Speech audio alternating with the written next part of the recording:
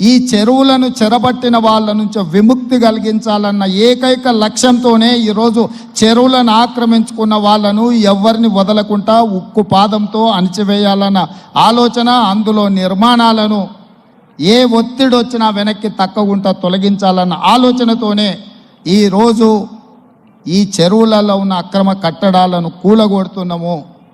దీనికి స్ఫూర్తి భగవద్గీత అనే కురుక్షేత్ర యుద్ధ సందర్భంలో అర్జునుడు ఆయుధాలను కింద పడేసి రాజ్యం కోసం భీష్మ పితామహుడు, అదేవిధంగా కర్ణుడు, దుర్యోధనుడు, దుశ్శాసనుడు, నా సహోదరులందరూ ఆ పక్కన నించుంటే రాజ్యం కోసం వాళ్ళందరినీ సంహరించడం, వాళ్ళని సంహరించి రాజ్యాన్ని సాధించుకోవడం ద్వారా ఏమి ఉంటుంది, ఏం మనశ్శాంతి వస్తుంది అని చెప్పి అర్జునుడు యుద్ధతంత్రం నుంచి తప్పుకుంటా అన్నప్పుడు శ్రీకృష్ణ భగవానుడు బోధించిందే భగవద్గీత.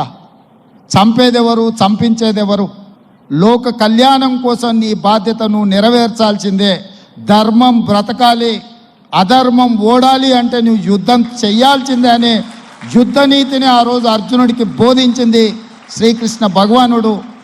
ఇవాళ ఆ శ్రీకృష్ణ భగవానుడి బోధనానుసారమే ఈరోజు ఈ చెరువులను కాపాడే కార్యక్రమాన్ని నేను తీసుకుంటున్నా. నాకు తెలుసు ఈ చెరువులలో నిర్మాణమైన విలాసవంతమైన ఫామ్ హౌజులు ప్రభుత్వాన్ని ప్రభావితం చేయగలిగిన స్థానాలలో ఉన్న చాలామంది వ్యక్తులు ఉన్నారు. ప్రత్యక్షంగా ప్రభుత్వంలో భాగస్వాములు అయి ఉండొచ్చు, లేకపోతే సమాజం మీద బాగా ప్రభావితం చేయగలిగిన వ్యక్తులు ఉండొచ్చు. కానీ వాటన్నిటినీ నేను పట్టించుకోదలుచుకోలే. ఇది భవిష్యత్ తరాలకు, ఇది రాజకీయాలకు సంబంధం లేదు. నేను స్పష్టంగా చెప్పదలుచుకున్నా. రాజకీయాల కోసమో లేకపోతే రాజకీయ నాయకులను కొంతమందిని దృష్టిలో పెట్టుకొని చేపడుతున్న కార్యక్రమం కాదు ఇది. భవిష్యత్ తరాలకు, మన పిల్లలకు, వాళ్ళ పిల్లలకు వారసత్వంగా మనం అందించే సంపద ఈ సరస్సులు, ఈ నదులు, లేకపోతే ఈ రోజున్న ఈ చెరువులు.